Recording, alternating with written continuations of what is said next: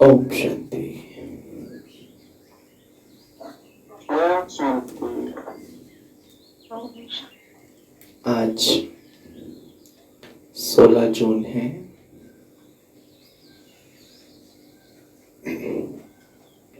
और आज मीठे प्यारे बाबा के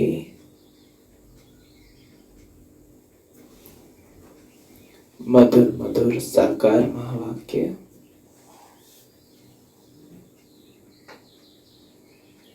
आज मीठे प्यारे बाबा बोले, मीठे बच्चे, तुम्हारा पहला पहला शबक, तुम्हारा पहला पहला शबक अर्थात पाठ, तुम्हारा पहला पहला शबक है, मैं आत्मा हूं।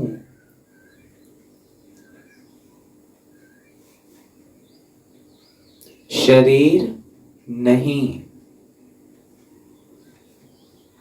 जब आप सभी ने कोर्स किया तो पहले दिन क्या सुना? Who am I? मैं कौन हूं? मैं एक चैतन्य आत्मा हूं, शरीर नहीं हूं। आत्म अभिमानी होकर रहो। आत्म अभिमानी माना सोल कॉन्शियस। बाबा कहते आत्म अभिमानी होकर रहो तो बाप की याद रहेगी। आत्म अभिमानी होकर रहो तो बाप की याद रहेगी। आज का प्रश्न है, तुम बच्चों के पास कौन सा गुप्त खजाना है जो मनुष्यों के पास नहीं है? तुम बच्चों के पास कौन सा गुप्त खजाना है, बाबा कहते, जो मनुष्यों के पास नहीं है? हाँ जी, सुमन बहन जी।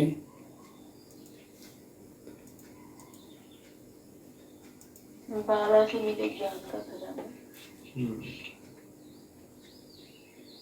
और ज्योति माता जी। हाँ जी बच्चे, बहुत सारे खजाने दिए हैं बाबा ने। ज्ञान का खजाना, प्यार का खजाना, सांसों का खजाना, समय का खजाना, खजाने खजाने बहुत सारे।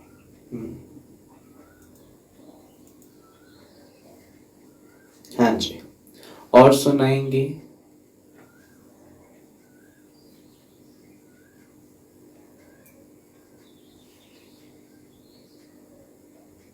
ये फुला माता जी सुनाएंगे? उनका खजाना और पढ़ाई का खजाना, प्यार का। ठीक है, और सुनाएंगे? सोमा माता जी।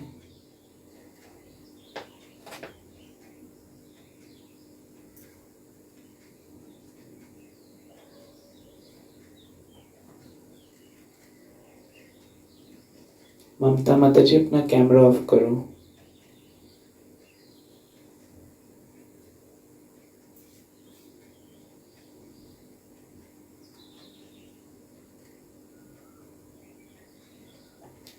तो चलो बाबा का उत्तर सुनते हैं हम। आज बाबा ने कहा, तुम्हें भगवान बाप पढ़ाते हैं, उस पढ़ाई की खुशी का गुप्त खजाना तुम्हारे पास है। तुम्हें भगवान बाप पढ़ाते हैं, उस पढ़ाई की खुशी का गुप्त खजाना तुम्हारे पास है। तुम जानते हो, हम जो पढ़ रहे हैं, हम क्या जानते हैं ना? बाबा कहते तुम जानते हो, हम जो पढ़ रहे हैं भविष्य अमर लोक के लिए। कहां के लिए पढ़ रहे हैं? भविष्य अमर लोक के लिए, ना कि इस मृत्यु लोक के लिए। इस मृत्यु लोक के लिए तो मैंने, इस कलयुग के लिए तो बहुत पढ़ाइयां हम पढ़ चुके हैं, कहीं पढ़ रहे हैं, कहीं पढ़ चुके हैं, कि न किसी ने पीएचडी भी कर ली है इस मृत्यु लोक के लिए, तो है ना। परंतु हम किस चीज के लिए पढ़ रहे हैं? अमर लोक के लिए। किससे पढ़ रहे हैं? भगवान बाप से पढ़ रहे हैं। स्वयं भगवान इस धरा पर अवतरित होकर हम बच्चों को पढ़ाता है।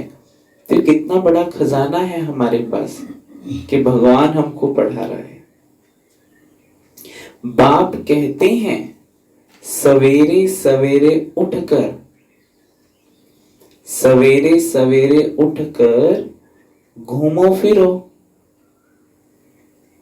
सवेरे सवेरे उठकर घूमो फिरो, सिर्फ पहला पहला पाठ याद करो तो खुशी का खजाना जमा होता जाएगा। तो खुशी का खजाना जमा होता जाएगा। ओम शांति।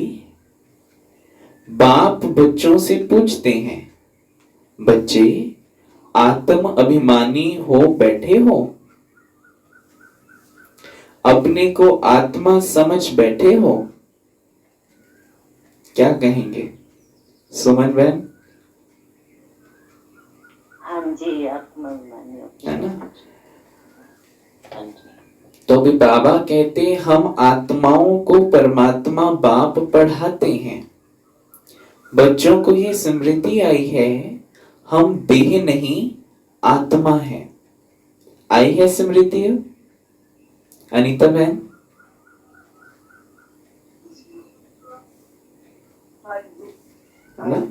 है ना? हम बैठे हैं, सोए होते।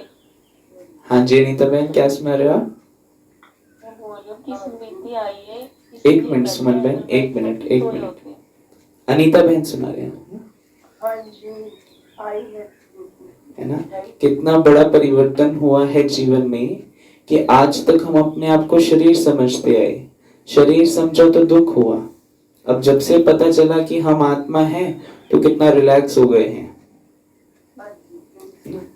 तो भी बाबा कहते बच्चों को देही अभिमानी बनाने लिए ही मेहनत करनी पड़ती है। बच्चे आत्म अभिमानी रह नहीं सकते, घड़ी घड़ी देह अभिमान में आ जाते हैं ना। बच्चे सोल कॉन्शियस में ज्यादा समय नहीं रह सकते, इसके कारण देह के भान में, बॉडी कॉन्शियस में ज्यादा आ जाते हैं। इसलिए बाबा पूछते हैं, आत्म अभिमानी हो रहते हो?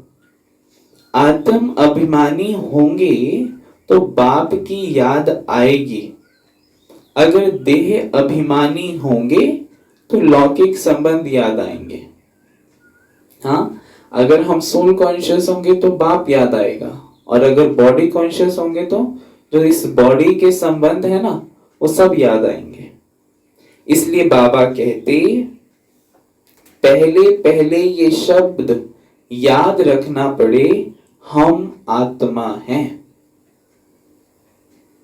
मुझ आत्मा में ही 84 जन्मों का पाठ भरा हुआ है, ये पक्का करना है। हम आत्मा हैं, आधा कल्प तुम देह अभिमानी हो रहते हो। अभी सिर्फ संगम युग पर ही बच्चों को आत्म अभिमानी बनाया जाता है। केवल इस संगम युग पर ही ये ज्ञान मिलता है। आज तक किसी ने ये ज्ञान नहीं दिया। बहुत सत्संगों में गए, बहुत तीर्थ किए, पर किसी ने ये नहीं कहा कि आत्मा समझकर यहाँ पर आओ। परंतु बाबा जब कहता है, जब आप मुरली में सुनते हो तो आत्म अभिमानी होकर बैठो, देही अभिमानी होकर बैठो। तो कितनी बड़ी चीज है, क्योंकि बाप निराकार है। निराकार निराकार आत्माओं को सुनाता है, पर सुनते हम इन कानों से हैं ना। तो इसलिए बाबा कहते अपने को देह समझने से बाप याद नहीं आएगा। इसलिए पहले पहले ये शबक माना पाठ पक्का कर लो, हम आत्मा बेहद बाप के बच्चे हैं। उनकी कोई हद नहीं है, वो बेहद है। अपने बेहद किन में? अपने गुणों में, अपनी शक्तियों में, है ना। तो वो बेहद है। तो बेहद अपने आप को आत्मा समझ, बेहद बाप को याद करना है। देह के बाप को याद करना कभी सिखलाया नहीं जाता, है ना। जो शरीर का बाप है, कहा जाता है चल बच्चे अपने बाप को याद कर। वो कहते मेरे अंदर तो ये नेचुरल है, क्योंकि मैं सारा दिन उसको देखता रहता हूं, तो मुझे ये याद यहाँ पे छप गया है कि मुझे अब याद करने की जरूरत नहीं पड़ती। तो ऐसे ही बाबा भी कहते हैं कि मैं तुम्हारा बेहद का बाप हूं, तो मेरी याद भी तुम्हारे यहाँ पे छप जानी चाहिए। इसलिए बाबा कहते, अब बाप कहते हैं मुझ पारलौकिक बाप को याद करो, आत्म अभिमानी बनो। देह अभिमानी बनने से देह के संबंध याद आएंगे, है ना। देह को याद करेंगे तो देह के संबंध याद आएंगे। कैसे? जैसे कभी कोई दुख होता है, बीमारी होती है, हाय मेरे यहाँ दर्द है, फलाने को बुला दो, अब मैं जाने वाला हूं जी, फलाने बच्ची को बुला दो, मेरी को, फलानी उसको बुला दो, उसको बुला दो, है। तो इसलिए बाबा कहते अगर जितना हम बॉडी कॉन्शियस में रहेंगे उतना हमें बॉडी के संबंध, रिलेशंस याद आएंगे। अभी बाबा कहते अपने को आत्मा समझ और बाप को याद करो। यही मेहनत है, इसी में ही मेहनत है, अपने आप को आत्मा समझना। ये कौन समझा रहे हैं? हम आत्माओं का बाप, जिनको सब याद करते हैं। बाबा आओ, आकर इस दुख से लिबरेट करो।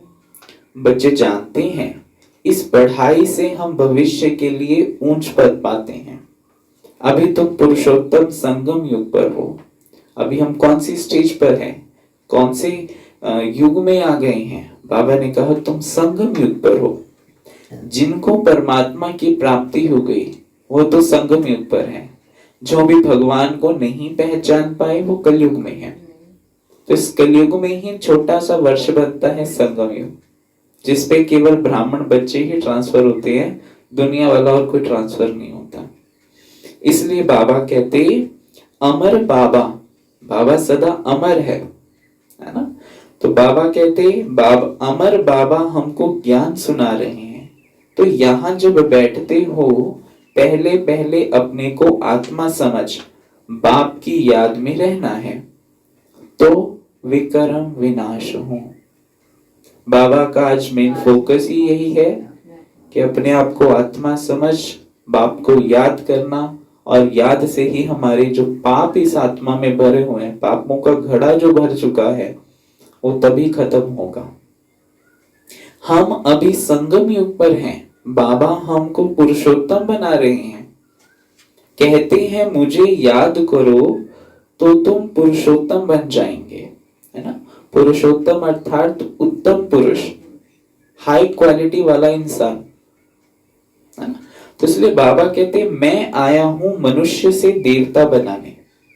सतयुग में तुम देवता थे, अभी जानते हो कैसे सीढ़ी उतरे हैं, है ना। कैसे 84 का चक्र लगाते लगाते अब कैसे पतित इम्प्योर बन गए हैं। तो इसलिए बाबा कहते हमारी आत्मा में 84 जन्मों का पाठ मुंदा हुआ है। दुनिया में कोई नहीं जानते, वह भक्ति मार्ग अलग है, यह ज्ञान मार्ग अलग है। जिन आत्माओं को बाप पढ़ाते हैं वह जाने और ना कोई, बाबा कहते जिन आत्माओं को बाप पढ़ाते हैं वह जाने और ना जाने कोई। जिनको भगवान को उड़ाकर पढ़ा रहा है वही जानता है कि हमें भगवान पढ़ा रहा है, बाकी दुनिया में तो कोई जानता ही नहीं है ना। यह है गुप्त खजाना भविष्य के लिए। तुम पढ़ते ही हो अमर लोक के लिए, ना कि स्मृत्यु लोक के लिए। या ये पढ़ाई स्मृत्यु लोक के लिए है। क्या कहेंगे सुमन बहन?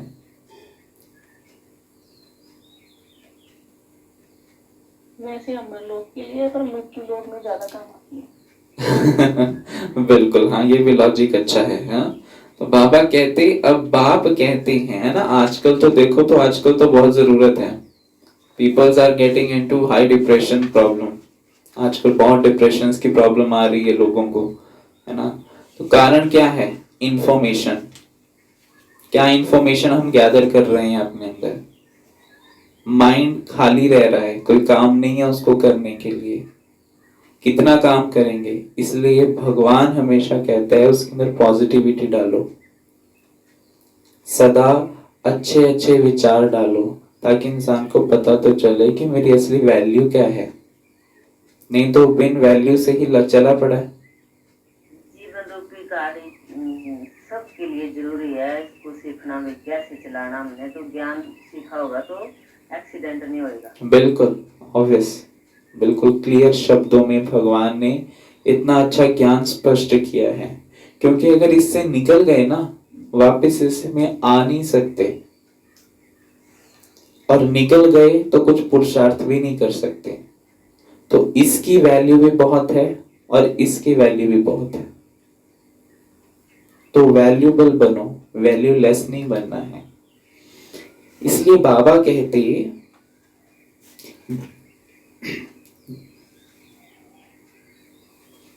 कहते, सतयुग में सुख की दुनिया, बुद्धि में सारा ज्ञान है। ये है रूहानी स्पिरिचुअल नॉलेज। रूहानी अर्थात आत्मा के लिए जो आध्यात्मिक ज्ञान है। ये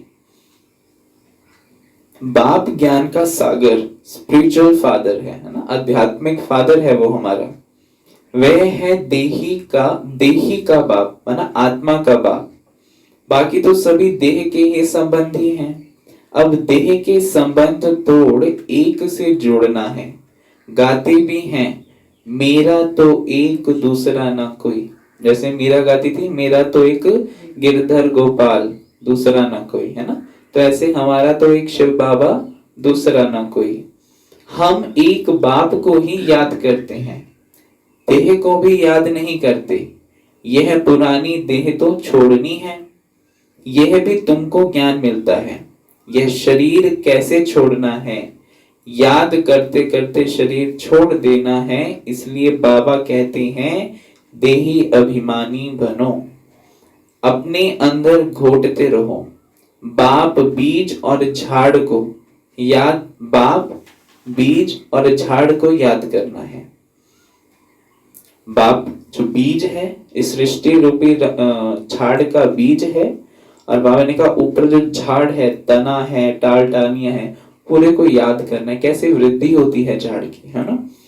शास्त्रों में यह कल्प वृक्ष का वृत्तांत है ना। ये शास्त्रों में वृत्तांत दिया हुआ है कल्प वृक्ष का। तो यह भी बच्चे जानते हैं, हमको ज्ञान सागर बाप पढ़ाते हैं। कौन पढ़ाता है? ज्ञान सागर बाप। और पढ़ा हमें वो ही सकता है, और कोई पढ़ा नहीं सकता। क्योंकि किसी भी मनुष्य को इस दुनिया में, चाहे वो कितने भी संत महात्मा हो, परंतु उनको हम ज्ञान का सागर नहीं कह सकते, क्योंकि उनके अंदर वो भरपूरता नहीं है ज्ञान की। तो इसलिए बाबा कहते कोई मनुष्य नहीं पढ़ाते हैं। यहां पक्का कर लेना है, पढ़ना तो है ना। सतयुग में भी देहधारी पढ़ाते हैं, यह देहधारी नहीं है। कौन? शिव बाबा। कौन कह रहा है? ब्रह्मा बाबा कह रहे हैं। यह कहते हैं मैं पुरानी देह का आधार ले तुमको पढ़ाता हूं। कल्प कल्प मैं तुमको ऐसा पढ़ाता हूं, फिर कल्प बाद भी ऐसे पढ़ाऊंगा। कल्प कल्प पढ़ाता हूं और 5000 वर्ष के बाद पढ़ाता हूं, फिर पढ़ाएंगे। अब मुझे याद करो तो तुम्हारे विकर्म विनाश होंगे। मैं ही पतित पावन हूं, मुझे ही सर्वशक्तिमान कहते हैं, परंतु माया भी कम नहीं है। बाबा कहते परंतु माया भी कम नहीं है, वह भी शक्तिमान है।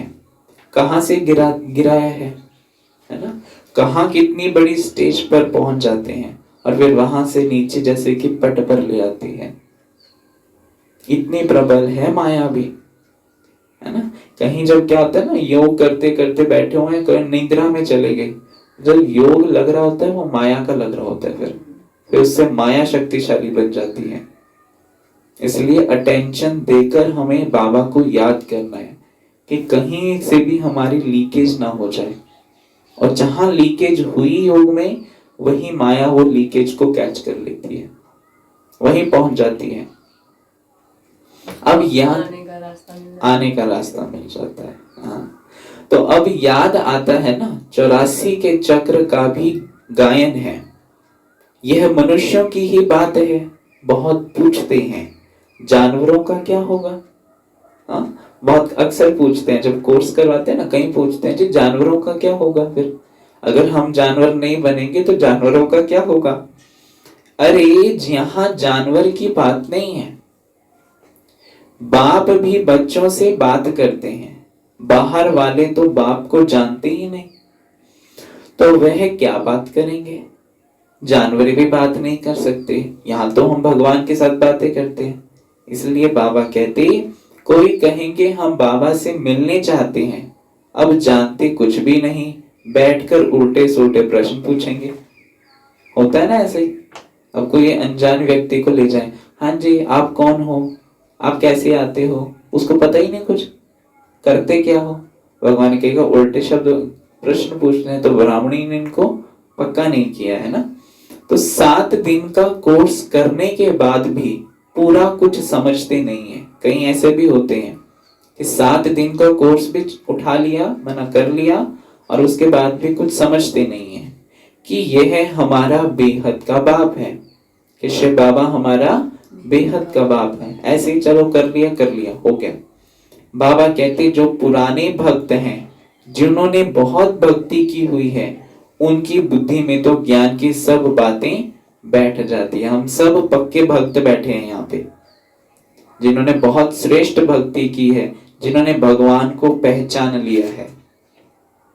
भगवान को पहचाना तभी तो यहाँ बैठे हैं निश्चय करके कि हाँ सच्चा भगवान। हाँ जी, क्या कह रहे हो अनीता बहन। बहुत अच्छी बात लगी आपकी। हाँ, बाबा बहुत अच्छा सुनाते हैं मुरलियों में, है ना। तो गाया भी जाता है भगवान भक्ति का फल देने के लिए आते हैं, परंतु किसको यह थोड़ी ही पता है ज्ञान मार्ग और भक्ति मार्ग बिल्कुल ही अलग है। ज्ञान मार्ग अलग, भक्ति मार्ग अलग।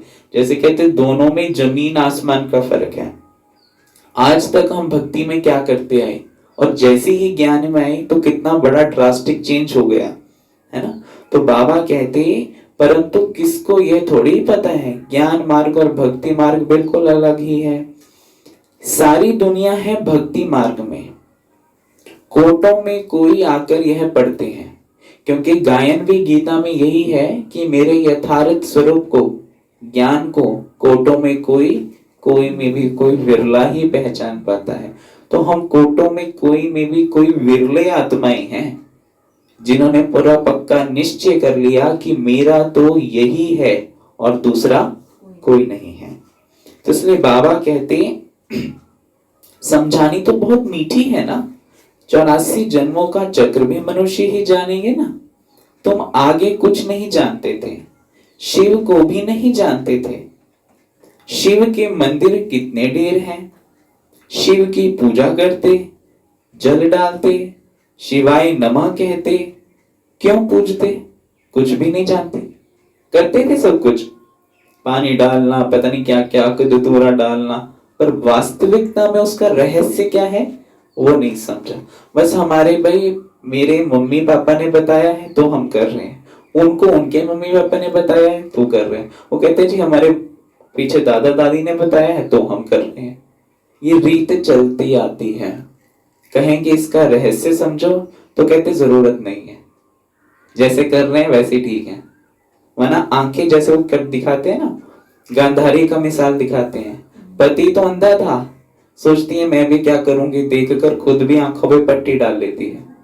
तो जैसे हमारे पूर्वजों ने किया वैसे ही हम भी करना शुरू कर देते हैं। वो यही यादगार है। यही यादगार है ना। तो इसलिए बाबा कहते लक्ष्मी नारायण की पूजा क्यों करते, वह कहां गए कुछ भी पता नहीं है। भारतवासी ही हैं जो अपने पूज्य को बिल्कुल जानते नहीं। क्रिश्चियन जानते हैं क्राइस्ट फलाने संवत में आया है ना, फलाने वर्ष में आया और फलाने साल में आया, आकर स्थापना की। शिव बाबा को कोई भी नहीं जानते। पतित पावन भी शिव को ही कहते हैं। वही ऊंचते ऊंच है ना, उनकी सबसे जास्ती सेवा करते हैं। सर्व का सदगति दाता है। तुमको देखो कैसे पढ़ाते हैं, बाप को बुलाते भी हैं आकर पावन बनाओ। द्वापर से भक्ति मार्ग से हमने भगवान को पुकारना शुरू कर दिया। और कोई सामने आ गया ना जिसने कुछ थोड़ा सा दे दिया तो समझ लिया यही भगवान है। बाप को तो जानते ही नहीं क्योंकि सतयुग से भूले हुए थे भगवान को। तो द्वापर में आकर वो पहचान ही नहीं रही भगवान के। तो किसी ने आकर कुछ थोड़ा सा सुख दे दिया ना, कोई भाई बहन ने, जैसे कि कोई देवता ने दे दिया, किसी से मनोकामनाएं पूर्ण हो गई, तो क्या समझा यही भगवान है। क्योंकि भगवान कैसा है, देने वाला है। अब सामने वाले ने मुझे दे दिया तो समझ लिया यही भगवान है। आज इतने भगवानों में मान्यता होने के कारण भी घोर कलयुग क्यों है, क्योंकि अनेक मतें हो गई हैं। कोई कुछ कहता है, कोई कुछ कहता है। अब भगवान कहते मैं एक सत्य धर्म की स्थापना करने आता हूं जहां एक मत, एक भाषा और एक राज्य होगा, दूसरा होगा ही नहीं, है ना। कहते हैं कि बच्चे भी अगर माँ बाप की शिक्षाओं पे चले तो घर सुख शांति से चलता है, वहीं अनेक मतें होंगी तो घर बिगड़ जाता है। इसलिए बाबा कहते उनकी सबसे जास्ती सेवा करते हैं। सर्व का सदगति दाता है।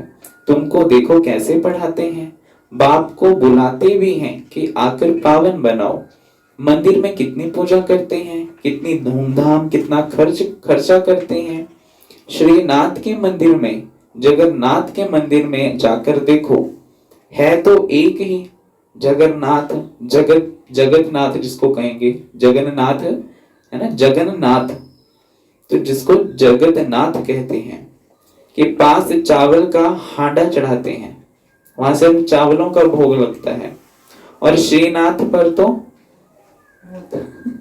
हाँ, वहां तो जैसे कि बाबा कहते हैं माल बनाते हैं, पूरा पूरा मंदिर वो भंडारे, वो भोजन के साथ ही पड़ते हैं, हर एक आइटम होती है एक। फिर है ना, ये पुरुषार्थ का लेवल बाबा बता रहे हैं कि जिसका जैसा पुरुषार्थ उसी अनुसार उसकी भक्ति मार्ग में पूजा होगी। तो बाबा कहते हैं फर्क क्यों होता है, कारण चाहिए ना, क्यों फर्क होता है। बाबा कहते श्रीनाथ को भी काला, जगन्नाथ को भी काला देख कर देते हैं, कारण तो कुछ भी नहीं समझते हैं। जगन्नाथ लक्ष्मी नारायण को ही कहते हैं, या राधे कृष्ण को कहेंगे, जरूर बड़े को कहेंगे ना। राधे कृष्ण लक्ष्मी नारायण का संबंध क्या है यह भी कोई नहीं जानते। वही राधे कृष्ण बड़े होते हैं तो लक्ष्मी नारायण बनते हैं। जैसे राधे का मिसाल बिल्कुल ही, जब राधे होती है, जब बड़े हो जाते हैं, कृष्ण रुक्मणी के साथ शादी कर लेता है ना, स्वयंवर हो जाता है, तो राधे का अस्तित्व ही खत्म कर देते हैं, पीछे राधे को दिखाते ही नहीं है।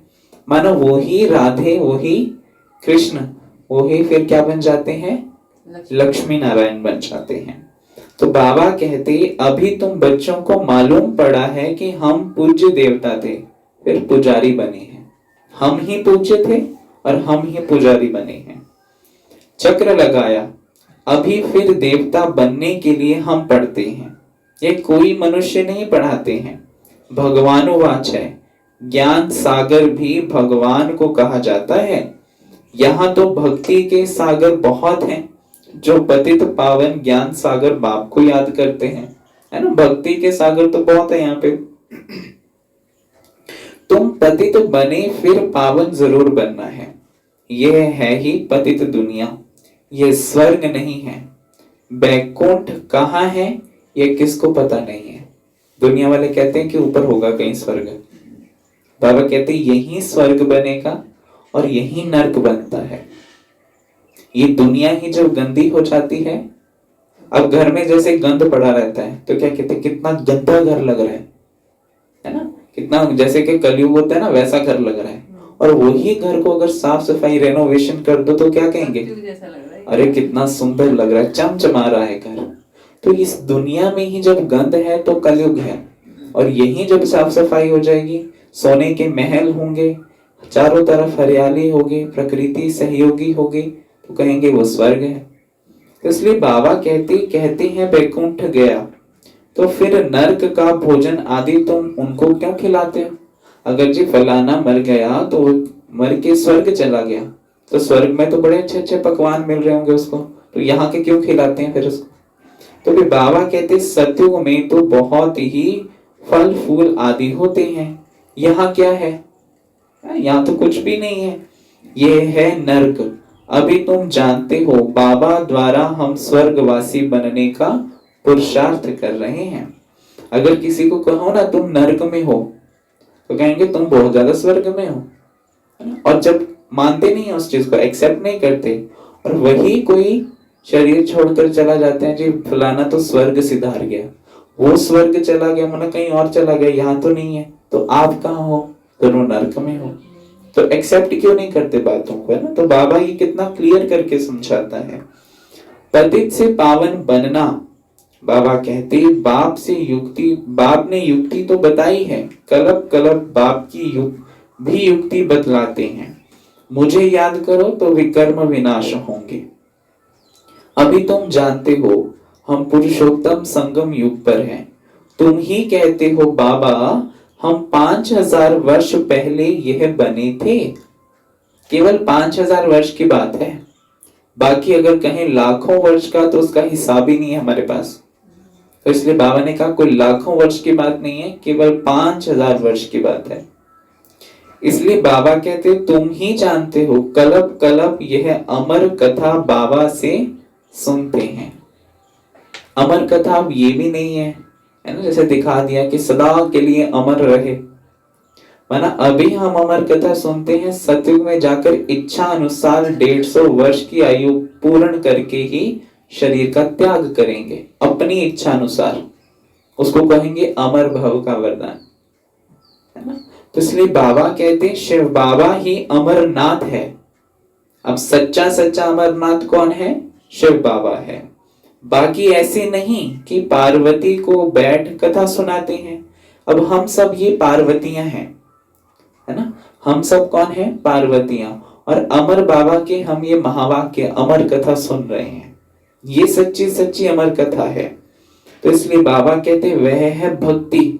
ज्ञान और भक्ति को तुमने समझा है, अब क्लियर हो गया ना कि ज्ञान क्या है और भक्ति क्या है। ब्राह्मणों का दिन और फिर ब्राह्मणों की रात, बाबा कहते बाप समझाते हैं तुम ब्राह्मण हो ना, ब्राह्मण बेहद में रहने वाले मनुष्य, जो सदा जिनकी वृत्ति बेहद में रहती है, हद की चीजों से छूट जाती है, दूर हो जाते हैं। बुद्धि में सदा बेहद, मैं कौन, मेरा कौन, मैं कहाँ की रहवासी हूँ, मुझे क्या करना है, मैं क्या करने आई हूँ इस दुनिया में, है ना। तो ये बेहद में रहना ही ब्राह्मण जीवन है। बाकी वो जनेऊ डालने वाले ब्राह्मण नहीं कहेंगे, है ना। तो बाबा कहते आदि देव भी ब्राह्मण ही था, देवता नहीं कहेंगे। आदि देव माना ब्रह्मा बाबा, तो ब्रह्मा बाबा भी ब्राह्मण था, वो भी बेहद में रहता था। आदि देव के पास भी जाते हैं, देवियों के पास, देवियों के भी कितने नाम हैं। बाबा कहते तुमने सर्विस की है तब तुम्हारा गायन है।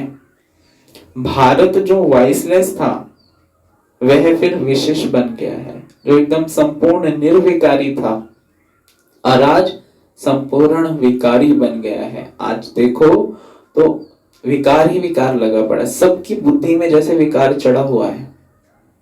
काम, क्रोध, लोभ, मोह, अहंकार, ईर्ष्या, द्वेष, नफरत, बेईमानी, लालची, ठगी, चोरी, पता नहीं क्या क्या लगा पड़े हैं अंदर, क्या क्या संकल्प आते हैं, क्योंकि कहते हैं खाली दिमाग शैतान का घर, कि इसके अंदर तो डालने के लिए कुछ है ही नहीं। और ब्राह्मणों के लिए रोज सुबह बाबा को याद करते हैं अमृत वेला, और फिर बाबा के महावाक्य सुनते हैं। सुबह सुबह सुबह की खुराक कितनी अच्छी है आत्मा के लिए, तो पूरा दिन कितना अच्छा चलेगा। तो इसलिए बाबा कहते हैं सुबह उठकर बाबा को याद करो और बाबा के महावाक्य सुनो, क्योंकि सुबह ही चार्जिंग कर लोगे तो ये फोन पूरा दिन चलता रहेगा और सदा हमें एक ट्रैक मिल जाएगा कि मुझे आज अपने जीवन में करना क्या है, भगवान के साथ सच्चा मुझे कैसे रहना है। तो इसलिए बाबा कहते स्वर्ग के मालिक बनने को बृहस्पति की दशा कहा जाता है। अब बृहस्पति की दशा बाबा ग्रहों के बात बता रहे हैं कि बृहस्पति की दशा बैठना माना बाबा कहते स्वर्ग के मालिक बनना। जब आप स्वर्ग के मालिक बनने के लिए पुरुषार्थ करोगे ना, तो समझ लेना कि आपके ऊपर बृहस्पति की दशा है। और जहां मन नहीं लगेगा, माना राहु या केतु की दशा आपके ऊपर बैठ गई है। कितना बाबा कितना हमें एस्ट्रोलॉजर भी बना रहा है। तो बाबा कहते तुम स्वर्ग अमरपुरी में तो जरूर जाएंगे, बाकी पढ़ाई में दशाएं नीचे ऊपर होती रहती है, याद ही भूल जाती है ना, पढ़ाई में दशा ऊपर नीचे हो जाती है।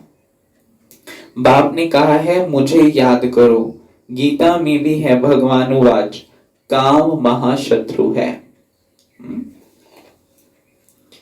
बाबा कहते पढ़ते भी हैं, परंतु विकार को जीतते थोड़ी हैं। पढ़ते रहेंगे, हाँ जी भाई मुरली पढ़ रहे हैं, योग कर रहे हैं, पर कहीं विकारों को जीता है? नहीं, अभी विकार हैं। तो जैसे बाबा अक्सर करके गायन करता है कि शेरनी का दूध जो है वो सोने के बर्तन में ही ठहरता है, तो सर्वशक्तिवान बाप ज्ञान का सागर क्या वो विकारी बुद्धि में ठहर जाएगा? नहीं ठहर सकता। तो कहेंगे जी हम योग तो करते हैं, मुरली तो पढ़ते हैं, पर पता नहीं मेरे अंदर फिर भी पता नहीं क्या क्या चलता रहता है।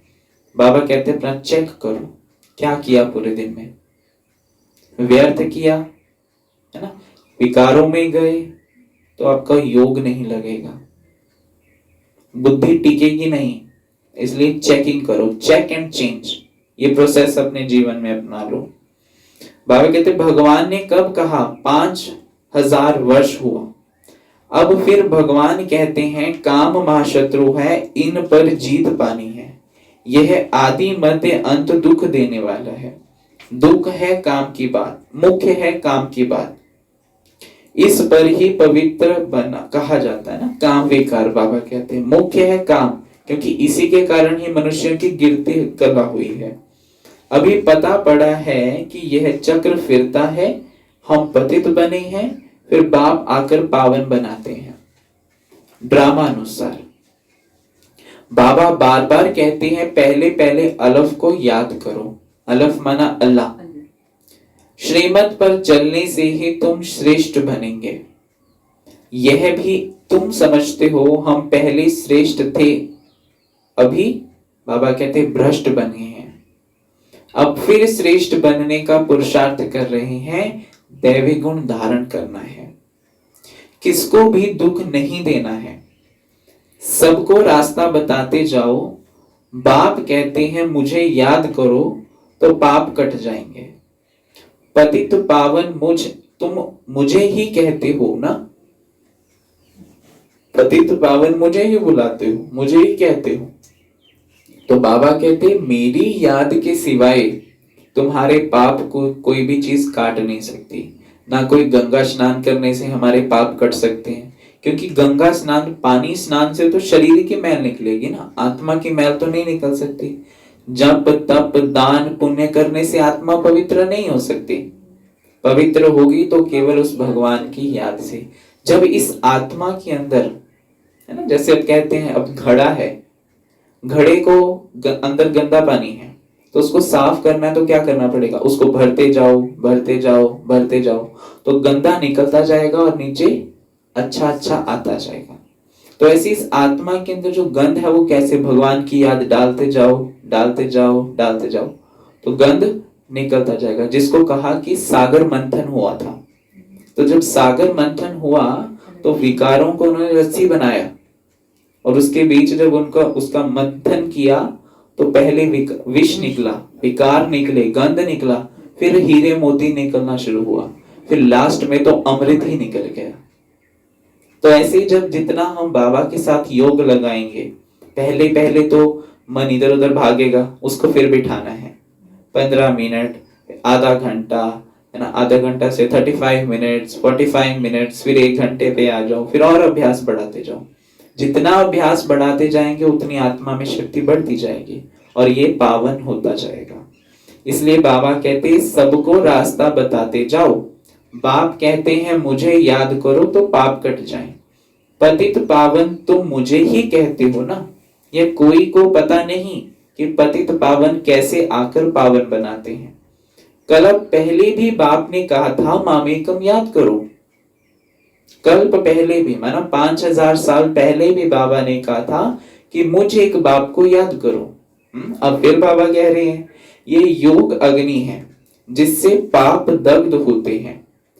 खाद निकलने से आत्मा पवित्र बन जाती है ना। खाद जो आत्मा में पड़ी है, अलॉय, जैसे सोने में अलॉय पड़ी होती है ना, फिर उसको भट्टी में डाल के निकालते हैं, ऐसी इस आत्मा रूपी सोने में भी खाद पड़ी हुई है, मैल पड़ी हुई है। अब उसको याद से निकालना है, याद की भट्टी में बैठना है।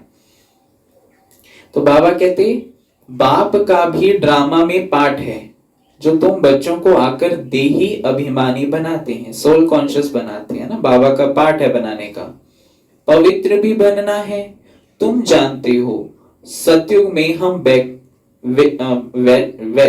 वैष्णव थे, है ना, जिसको जैसे वैष्णो माता को करते हैं ना, वैष्णो माता माना जिसके अंदर सदा वैष्णवता का संस्कार हो, अशुद्धि का कोई संस्कार ना हो जिसके अंदर। तो पवित्र गृहस्थ आश्रम था। अभी हम पवित्र बन रहे हैं और विष्णुपुरी के मालिक बनते हैं। तुम डबल वैष्णव बनते हो। सच्चे सच्चे वैष्णव तुम हो, है ना। सच्चे सच्चे वैष्णव हम हैं। देखो, लहसुन प्याज का त्याग किया, पवित्रता धारण की, विकारों का त्याग किया, तो सच्चे वैष्णव तो हम हो गए ना। कहीं बाहर जाओ ना तो वहां कहते हैं कि वैष्णव ढाबा। अब उनसे पूछो कि वैष्णव ढाबा क्या नहीं डालते, क्या नहीं बनाते, कहते जी हम नॉनवेज नहीं बनाते, इसी का मांस नहीं बनाते। फिर एक जैसे हमारे हम भ्राता मीरचंद है, जोनल हेड है जो हमारे, हाँ, तो वो कहीं गए, वैष्णव ढाबा लिखा हुआ था ऐसे बैठने के लिए कि सफर कर रहे तो बैठ गए एक जगह। तो कहते जी लहसुन प्याज डालते हैं, कहते हाँ जी डालते हैं। तो कहते फिर वैष्णव कहां से हुआ? शुद्ध वैष्णव तो उसको कहेंगे ना, जैसे माता का जागरण भी होता है तो क्या करते हैं, लहसुन प्याज भी नहीं डालते भोजन में, उसको कहेंगे सच्चा वैष्णव। तो तुम कहां से वैष्णव भोजन बना रहे हो भाई, है ना। तो इसलिए जो वैष्णव होता है वही वैष्णो देवी बनता है। तो अभी हम पवित्र बन और विष्णुपुरी के मालिक बनते हैं। तुम डबल वैष्णव बनते हो, है ना। डबल वैष्णव माना खान पान की शुद्धता भी होती है और विकारों के ऊपर भी विजय पाते हो, तो डबल वैष्णव हो गए। सच्चे सच्चे वैष्णव तुम हो। वे है विकारी वैष्णव धर्म के, तुम हो निर्विकारी वैष्णव धर्म के। अभी एक तो बाप को याद करते हो और नॉलेज जो बाप में है वह तुम धारण करते हो। तुम राजाओं का राजा बनते हो। वह राजाएं बनते हैं अल्पकाल के लिए ना। दुनिया में जो राजाएं बनते हैं थोड़े टाइम के लिए, एक जन्म के लिए, एक जन्म के लिए। तुम्हारी राजाई है 21 पीढ़ी अर्थात फुल एज पास करते हो, है ना। 21 जन्मों के लिए हमारी राजाई चलती है। वहां कब अकाले मृत्यु नहीं होगा। तुम काल पर जीत पाते हो। समय जब होता है तो समझते हो अब यह पुरानी दुनिया छोड़ नई लेनी है। तुमको साक्षात्कार होगा। खुशी के बाजे बजते रहते हैं, है ना। साक्षात्कार होगा भी, बस अब ये पुरानी दुनिया को छोड़ नई दुनिया में जाना है। तमो प्रधान शरीर को छोड़ सतो प्रधान शरीर लेना, यह तो खुशी की बात है ना। बाबा कहते हैं वहां 150 वर्ष आयु एवरेज रहती है, एवरेज आयु 150 वर्ष रहती है। यहाँ तो अकाली मृत्यु होती रहती है, कभी कोई भरोसा नहीं है। आज ठीक है, बैठे बैठे चले जाएंगे, कोई पता ही नहीं क्या हुआ क्या नहीं हुआ, बीमार भी नहीं थे, कुछ भी नहीं था, हार्ट फेल और गया, हार्ट अटैक गया, है ना। तो इसलिए बाबा कहते क्योंकि भोगी हैं, यहाँ पे सब क्या है, कर्मों का हिसाब किताब भोग रहे हैं, तो अपने कर्मों को जल्दी जल्दी खत्म करना है, विकर्मों को खत्म करना है, तो क्या एक शरीर छोड़ते हैं जल्दी जल्दी, फिर दूसरे शरीर में आकर भोगना भोगते हैं, है ना, जिस अनुसार जहां पे जिसको दुख दिया है। तो जिन बच्चों का योग यथार्थ है उनकी सर्व कर्मेंद्रियां योग बल से वश में होंगी। जिनका योग बल माना योग अच्छा करते हैं जो, तो उनकी बॉडी के ऊपर कंट्रोल भी अच्छा होगा। जैसे साधु संतों को कहते हैं कि उनको कोई ठंड की महसूसता नहीं, कोई बरसात की महसूसता नहीं, उन्होंने शरीर को अपने वश में कर लिया, माना कर्म इंद्रिय जीत बन गए। ऐसे ही हमें भी कहीं पर्वतों पे जाकर ऐसे नहीं बनना है, हमें घर गृहस्थ में रहते हुए अपने आप को ऐसा पक्का योगी तपस्वी बनाना है। योग में पूरा रहने से कर्मेंद्रियां शीतल हो जाती हैं। सतयुग में तुमको कोई भी कर्मेंद्रियां धोखा नहीं देती है, कभी ऐसे नहीं कहेंगे कि कर्मेंद्रियां वश में नहीं है। तुम बहुत ऊंचते ऊंच पद पाते हो, इनको कहा जाता है बृहस्पति की अविनाशी दशा। वृक्षपति मनुष्य सृष्टि का बीज रूप है ना, तो वो बाप है, बीज में है ऊपर में, और उनको याद भी ऊपर में करते हैं। तो ये जो कल्प वृक्ष है ना, आप सभी ने देखा होगा कि कोर्स में उल्टा दिखाते हैं, पर समझाने के लिए सीधा भी कर दिया है। तो एक साइड में उल्टा होता है, एक साइड में सीधा होता है। दुनिया के जो झाड़ों का बीज लगाते हैं वो नीचे लगाते हैं, और ये जो मनुष्य का झाड़ का बीज लगा है वो ऊपर से आया है। वो शिव बाबा ऊपर से आता है, नीचे से नहीं आता है, इसलिए इसको उल्टा दिखाया है। तो बाबा कहते आत्मा बाप को याद करती है, तुम बच्चे जानते हो बेहद का बाप हमको पढ़ाते हैं। वे आते ही एक बार हैं अमर कथा सुनाने, एक बार आते हैं, और वो भी कब आते हैं, अमर कथा सुनाने। कौन से पर्वत पर, कैलाश पर्वत पर। तो ये कौन सा पर्वत है, कैलाश पर्वत है। हम सब कहाँ बैठे हैं, कैलाश पर्वत पर बैठे हैं। तो अमरनाथ कहो, सत्य नारायण की कथा कहो, उस कथा का भी अर्थ नहीं समझते हैं। बाबा कहते सत्य नारायण की कथा से नर से नारायण बनते हैं। ये बाबा कहते हम सत्य नारायण की कथा सुन रहे हैं। हे नर ऐसी करनी कर चल जो नारायण कहलाया जाए, हे नारी ऐसी करनी कर चल जो श्री लक्ष्मी कहलाई जाए। तो अभी हम सत्य नारायण की सच्ची सच्ची कथा सुन रहे हैं कि कैसे सत्य नारायण बनना है, सच्चा इंसान, है ना, वो दैवी गुणों वाला मनुष्य बनना कैसे है, वो हम ज्ञान सीख रहे हैं। फिर उससे क्या होगा, नर से नारायण बनते हैं ना। फिर उससे अमर कथा से तुम अमर बनते हो।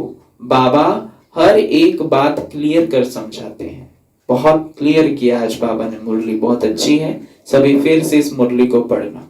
जैसे पहले पाठ में हाँ, आत्मा का, फिर दूसरे पेज पे हाँ, शिव का परिचय, बिल्कुल है ना। आज बाबा ने फिर आज हमारे बीच फिर से एक वो है ना, बहन आए हैं, अनीता बहन, काफी समय बाद मिले हैं।